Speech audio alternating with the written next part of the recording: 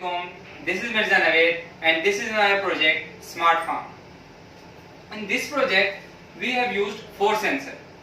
Number 1 is DHT11 sensor. DHT11 sensor detect the temperature and humidity around this prototype. Like right now its sensor is connected to a Raspberry Pi and there is a room in it, and it will tell the temperature and humidity of this room.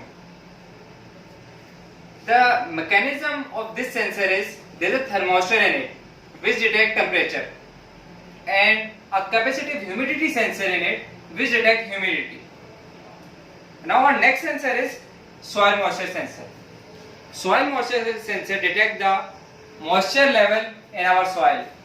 Like if we right now I inject this sensor into a wet soil, dry soil, so it will give me a values like 28,000 and above. And if I inject this sensor into a wet soil, so it will give me a values like 12,000 and less. So your question will be how I managed to decide these values. So for this I test the sensor again and again in this particular soils. So I got some maximum and minimum values. Like when I test this sensor into a dry soil, so it gave me a values like 28,000 to 32,000. And when I test this sensor into a wet soil, so it gives me values like 12,000 to 8,000. And for this sensor, I have used an additional module called ADS1115, which convert analog value to digital.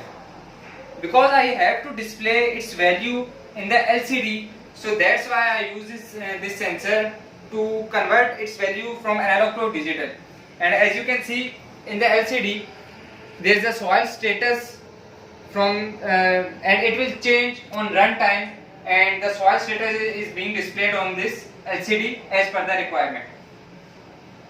And our next sensor is pH sensor. As you can see, the pH sensor is injected into a soil, and pH sensor detects the acidity in water, and in our project it detects acidity in water in the soil.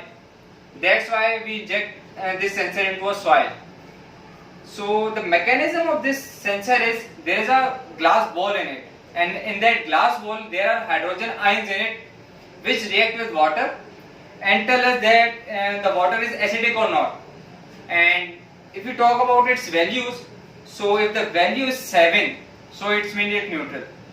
And if the value is greater than 7, like 7.5, 8, 8.5, 9, so it means that it's base, and which is good for our soil as well as our plants. But if the value is less than 7, so it means that there is an acid in water, that it's acidic water, which is not good for our soil as well as our plants. And also we use ADS1115 again for this sensor, because again we have to get an analog value to digital, so that's why we use ADS1115 again with pH sensor. And these two sensors output is coming from that additional module. Now our last but not least sensor is water level sensor. Water level sensor detects the water level in our tank where our motor pipe injected. So if the water level is low in our tank, so it will tell us that water level is low, and if the water level is high, so it will tell us on our app that water level is high. So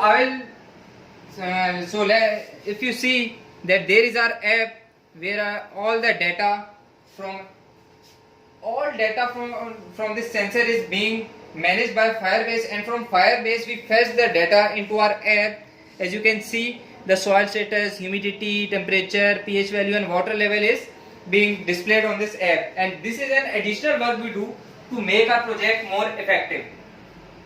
So now I will tell you that how this project works, and the values in the app, it will also change on runtime.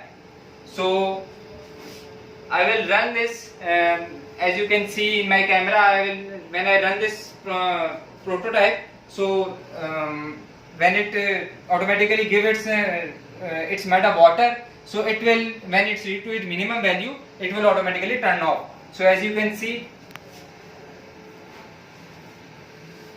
So as you can see, the value, when the value is reached to its maximum condition, so it will turn on its motor, and when it's reached to a minimum values, so it will turn off its motor. So now you can see the buzzer is on because the water level is low. As you can see in our app, that water level is low, and when the water level, the moisture level in our soil is high, so it will turn on the motor, and as you can see, when it's reached to its minimum value, it will turn off. That you can see the motor is automatically off, and as you can see the conditions in the app. And now if I inject this water level sensor into our tank, there is sometime an IO error into our tank. So as you can see, the water level is high and the buzzer is off. So that's the working of this project. And the main purpose of this project is to give automatically watering the plant, and when the soil moisture sensor detect the maximum or minimum values, on the basis of that the motor is automatically off. And here is the working of this project.